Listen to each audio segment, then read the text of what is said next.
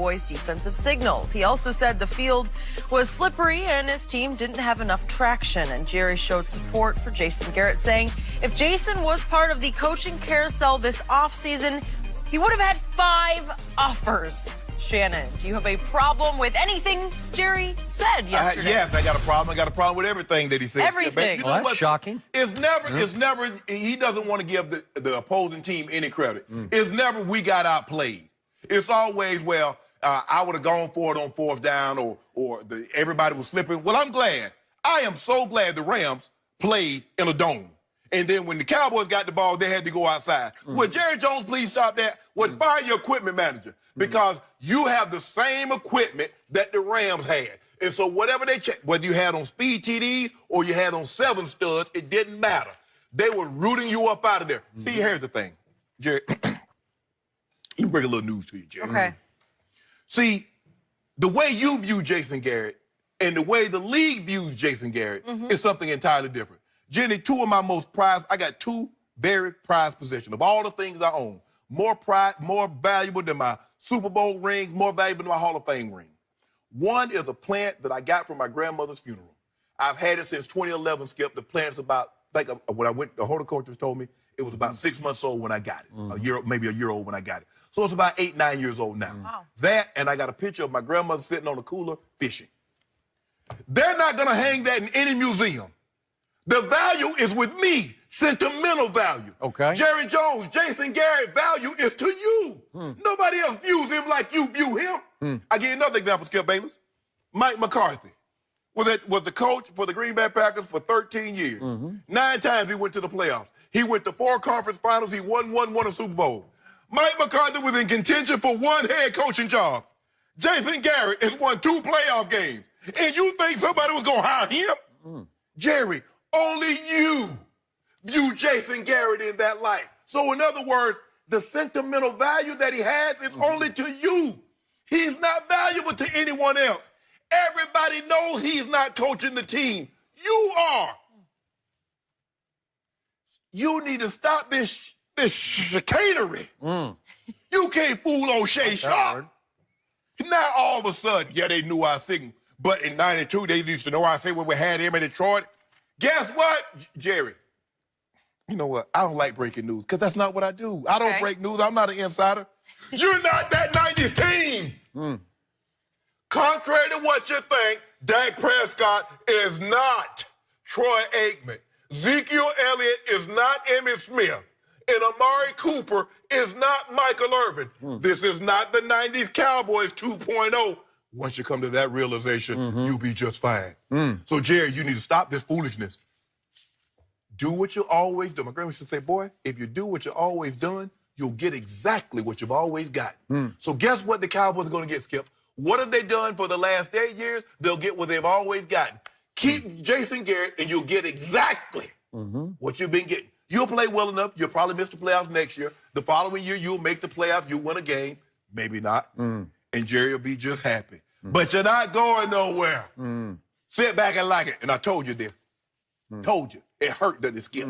That you should be playing the NFC Championship game. You should. That's where the Cowboys should be with all that talent. All them Pro Bowlers. Even Vander Eschneider's in the Pro Bowl.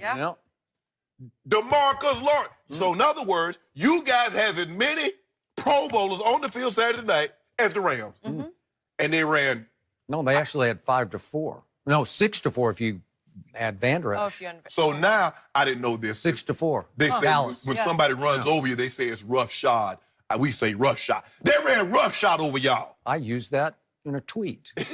Rough shod, S-H-O-D, shod. Yeah, I thought we don't say shot. Okay. We don't do correct. We do rough shot. First point of order on Mike McCarthy. He was viewed by the league as damaged goods because he fell apart with the greatest thrower of the football ever, Aaron Rodgers. So what went on there? Do we want to take a chance on that guy who couldn't even get along with the biggest diva who ever played quarterback in this league, Aaron Rodgers? That was just a travesty what happened to Mike McCarthy. He deserves a job, and I'm not sure Jason Garrett would have had 5 offers, but trust me, he would have had 2 offers. From who? And God rest the soul of your grandmother, but she did not coach the Dallas Cowboys to not 1 or 2, but 3 division titles. That's what Jason Garrett did. So he's valuable With that talent? With that talent, and all you got is division titles to show me? But think about this. Just step back. I know you got to sift through all your Cowboy hate, which is just spilling out of you right now. You're so happy that they're not plaguing you anymore. But just think about this. Now I'm back. Okay. Jason Garrett is still 77-59 as the head coach of the Cowboys. Do I like him? I don't. I've tried to fire him 29 times on this show. You have. But he's 77-59. So in a vacuum, if you put him on the open market, somebody's going to sit back and say, he won 3 NFC East? With that talent and no Super Bowls? Wait a second. In 2014, he goes 12-4. And then 2016, he goes 13-3. And then 2018, he goes 10-6 and then wins a playoff game. He's 2-3 in the postseason, which is not 0-5. My point is, we look at some of the people who got, I mean, Cliff Kingsbury got a head coaching job. And I like Cliff Kingsbury a lot, but I don't know how he got that job. Because they believe he can coach. Think about this, Skip. In 2014, the 3 offensive linemen made the Pro Bowl. Okay, so did Dez, so did Jason Witten, and so did DeMarco Murray. All right. So you got 7 Pro Bowlers on the offensive side of the football, and you win how many playoff games? Okay, you follow that up. Guess what? When Zeke comes in, you got another 6 guys go to the Pro Bowl. And you win how many playoff games? 0. So now, again, you got 2 offensive linemen in the Pro Bowl. You got Zeke in the Pro Bowl. And you win 1 playoff game. So I'm just trying to figure out, let me ask you a question, Skip Baylor. Let's just say for the sake of argument, because that's what we do up here, we argue. Yeah. You know what? Arguing is such a harsh term. I hate arguing, especially with the commercial that came out. So I like to argue, but that's just I like to say debating. Debate. Debate sounds so much better. It's a healthy discussion, and that's what we do. Respectful debate. When my therapist says, Shannon, say healthy discussion. Did you just admit that you? My therapist says, Shannon. Really? Yeah, I'm getting in touch with myself. Yeah, you just went Tony Soprano on. Yeah, but She she said, keep you guys in line. healthy discussion. Okay. What would Sean McVay do with that kind of offensive talent? I don't know. He's got plenty on his own. With him, I mean, think about it, Skip Baylor. You had those 3 offensive What are you linemen. talking about, Sean McVay? You already told me he's got the best running back in football. You do. And you think Jared Goff's way better than Dak Prescott. So what are you talking No, about? I'm saying if he'd had that, Brandon that talent, Cooks and Robert Woods. if he had that talent in 2016, with his imagination and motivation. You say he can motivate. You say your guy can't motivate. That's what you say. He cannot. I don't like my guy, but trust me, my guy would have gotten offers on the open market because there's a dearth of available coaches. Yeah, but they're all just desperate and Jerry is scrambling. coaching. See, they're giving Jerry all the credit with none of the accountability. Okay. See, all the losses go on his resume, but everybody know behind the scenes, like you tell me, puppet. I agree. I wish somebody would hire him away. No. Another job. No. You love him there. Yeah, I do.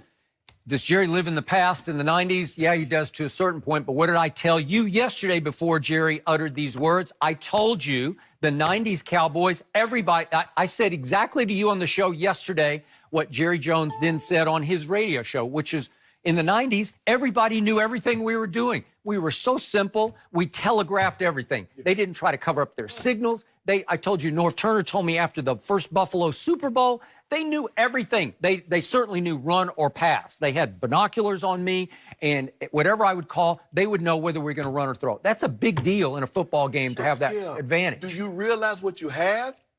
You think about, you got 3 Hall of Famers. Hey, I'm just saying, that's why I told you yesterday. They did not care about tells or secrets or all you're doing is validating my point now. Because your offense isn't that good. Yeah, you can't tell. Okay.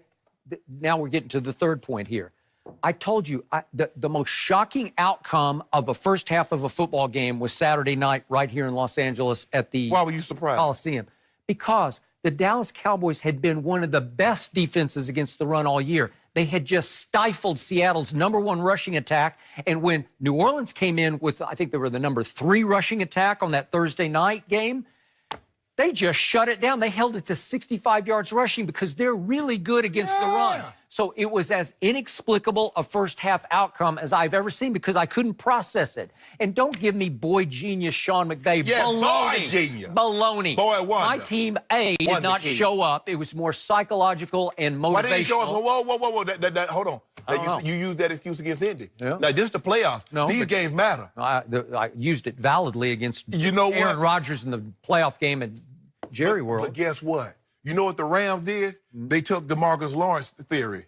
What you do is when you hit a mofo in the mouth, and then later in the game you can choke his you-know-what out, Skip Bayless. So they hit him in the mouth, and the third and fourth quarter, they choked him out. Oh, did they choke him out? It was an 8-point game when it was early in the fourth quarter, when it was 4th and 1 at the Rams' 35-yard line. That's choking him out, isn't it? Choked him out. And Jason Garrett calls Ezekiel up the middle. And now let me get to the traction point. Sure.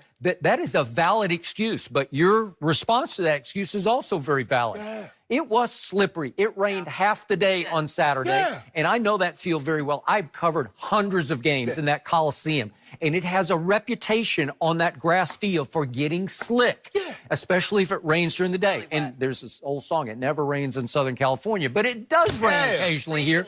And when it does, it gets really slick out there, and you have to be prepared for it. And my team was not prepared. Why is that? I don't know. Is it Jason Garrett's fault? You have to see that coming. You have to anticipate it. During pregame warm-up, you have to figure out which of the shoes work.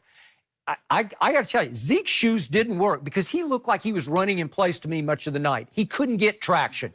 He couldn't get takeoff. Our girls look good to me. CJ look good. They must know how to wear the right cleats, right? Look, Skip, you only got 3 kinds. Well, I got it. You got speed TDs, you got molded bottoms, and you got 7 studs. All right. Somebody screwed that up for the Cowboys because there's no way that my defensive line gets blown off the football. They look like they had no traction. They look like they could not hold that line. They couldn't hold their ground. Was DeMarcus Lawrence active for that game? Yeah. Yeah, because you tell me when you watch TV, you look for guys to flash. I saw no flashes. I saw no flashes because he talked about how he was going to take Jared Goff's soul. I think the offensive line of the Rams, I think it took his soul. That's what they call him. That's what they call their offensive line. They had it on a T-shirt. Really? They call him the body snatcher. Really? Yeah, the body snatcher. Soul snatch. Woo-hoo. Hold up. What about the I ain't seen no howling. What happened to the wolf hunter? Oh, yeah. Gave Chris Richard had an aneurysm, had to go to the hospital. He's yelling and screaming, y'all got to get off the blocks. I don't know. When you see this ISO, he's lined up. We went over this in practice, son. I need you to shed the block and you make the play. All I saw was Wolf Hunter and Jalen Smith running backwards, chasing people. Roll, bounce. Had them on skates, Skip. Yeah. And would you believe, despite 273 Rams rushing yards, my quarterback fought my team back into that game because he will not quit. You know what?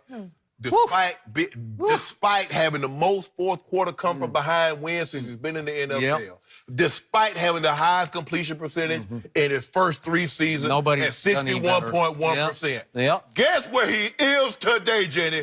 Watching Skip and Shannon on Undisputed. Yeah. I wish he had been able to play linebacker on Saturday night because I would have had a better chance. I wish he could have played quarterback better. That's what I wish. 266 yards passing. What good of that? When you only have the ball for like them 24 old cheap yards. Yeah. When they needed them. Really? I thought I need something in the first. I need something in the first half, Skip. I need something in the third quarter, Skip. He got it all the way to 8 points, and you know and I know if they had held on that 3rd and 7 late, he gets the ball back, he's going to go win that game. In the words of you know it, and I know it. You got so lucky. I don't get no lucky. You got so lucky, and you are so relieved. Luck is what happens when preparation meets opportunity. If you're prepared for a night when the opportunity presents itself, good things. Yeah. Okay. And you thought you had me because that was your second case of doom you had won on Saturday. But then guess what happened? The 41-year-old happened on Sunday and wiped you out. I would have been willing, Skip. I would have been willing to give you like 10 cases. I just needed the Cowboys because I wanted that energy. Every time I got sick of you for the last 8 weeks coming in here, looking into the camera. Which one is my camera? Like you don't know which one is your camera. You know exactly. Which one is my camera? Oh, there's plenty of cameras to go around. If they are watching, maybe they'll enjoy this next one. What is next for Kyler Murray? Could he really be a top 10 pick? We'll discuss.